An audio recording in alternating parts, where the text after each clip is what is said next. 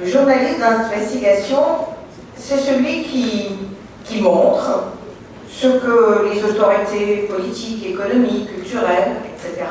veulent cacher. C'est une définition très simple, mais derrière cette définition très simple, c'est un des piliers de nos sociétés, des sociétés démocratiques qui se cachent. Et je crois que ce sont des notions simples, mais qu'on a un peu oubliées.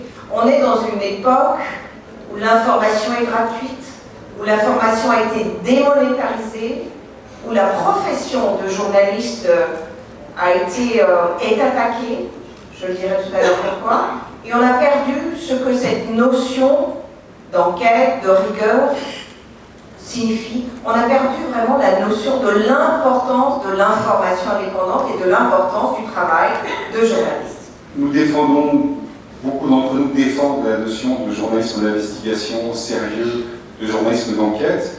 Le problème, c'est qu'une fois qu'on a réalisé cette enquête, contrairement au passé, avant même qu'Internet existe, on réalisait une enquête, on l'a publiée dans un quotidien, le quotidien était acheté, diffusé, etc. Aujourd'hui, c'est beaucoup plus compliqué que ça, c'est qu'une fois qu'on a produit une enquête, il faut la diffuser, et la diffuser aussi là où beaucoup de gens vont chercher de l'information. Il faut que nous, médias, qui voulons faire un travail sérieux, soyons présents sur ces plateformes et qu'on utilise les codes qui sont utilisés non pas bien sûr par ceux qui veulent faire des fake news, mais les codes qui sont ceux de ces réseaux sociaux.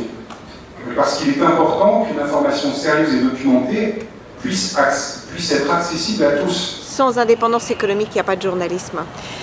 Et je dirais que cette préoccupation, qui est la préoccupation de pays de démocratie fragile ou de pays en développement, on commence à la partager dans nos pays, avec la précarisation de la profession, avec les restructurations, avec le siphonnage de la publicité par les grands groupes, les GAFA, les grands groupes transnationaux.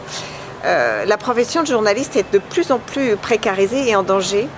Et sans changement d'un modèle économique, je pense que notre profession est en danger, effectivement. Il faut trouver un autre modèle de financement de la presse.